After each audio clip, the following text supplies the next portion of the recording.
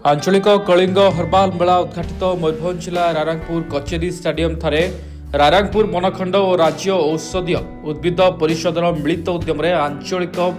कलिंग हर्बाल मेला उद्घाटित हो जाएगी। मुख्य अतिथि भाव राज्य जंगल परिवेश और जलवायु परिवर्तन मंत्री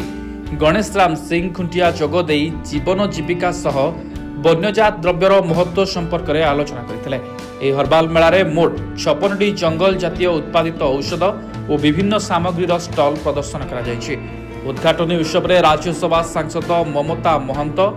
सांसद नवचरण माझी प्रमुख उपस्थित थे। ओडिशा सरकार जंगल विभाग तरफ आज रायरंगपुर ठारे शुभ उद्घाटन होती। आंचलिक हार्बर कलिंग मेला निश्चित भाव में आमर ये अंचल पे ये परिवेश सुरक्षा संरक्षण करने एथिरे मध्य आमर जो पारंपरिक और जो ऐतिह्य अच्छी एवं बहुत दिनर जो एथिरे आमर वैद्य भाई माने भी अच्छंती कविराज माने भी अच्छंती सेमानंकर आत्मनियुक्ति एवं जीवन जीविका सहित मत जड़ित अच्छे से फॉरेस्ट डिपार्टमेंट से प्रत्येक अंचल एभलिया कलिंग हार्बर मेला करुच्ची एवं सेमान को केमते प्रमोटिंग करवा सेमान को किछि आमर अर्थ राशि दबार भी थर आम आरंभ करूँ चाषी मानक एथिरे केमती जोड़िबा एवं परिवेश सहित ये जो आमर आदि अनंत काल चढ़ी आसुवा जो आयुर्वेदार प्रचार प्रसार लोक मानकर जीवन रे नुआ जीवन संचार मेन उद्देश्य अच्छी। तो धन्यवाद देवी वन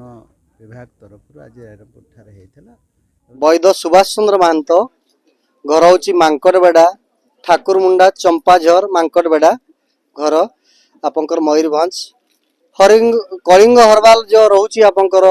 द्वितीय टाइम पाई रायरंगपुर कलिंग हर्बाल मेला से आम आसीचु सब वैद्य मैंने ओडिशा सारा बछा बछा वैद्य आसचु एठी प्रथम दिन ही माने रोगी देखा आरंभ हो गलानी चिकित्सा आरंभ हो गलानी सेलिंग भी भल अच्छी समस्त रोग ये चिकित्सा चली जोटा कि पारंपरिक चिकित्सा बापा करते जेजा बापा करते बापा करते जो सिस्टमेटिक जो आम जो शिखीचु से ट्रेडिशनल नॉलेज को आम एटी गवर्नमेंट तरफ कलिंग हर्बाल तरफ आम ओडिशा गवर्नमेंट एसएमपीबी तरफ आम ताकू मोटिवेट करूँ लोक मान बुझाऊँ एवं औषध वितरण करूँ दौचु। मु डॉक्टर शैलेंद्र स्वाई फिजियोथेरापिस्ट भुवनेश्वर आसी तो एठू मु आमर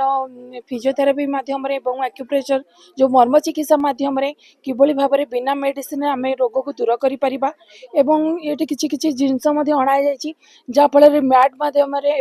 एक्यूप्रेशर फिजियोथेरापी जिनस माध्यम आम रोग को दूर करने सहित जो मैंने घरे रही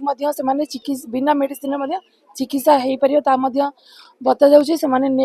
रोग को दूर कर पारुछंती एवं ता सहित कम दाम रे सुलभ मूल्य लोक को दि जाऊँगी। Bureau report.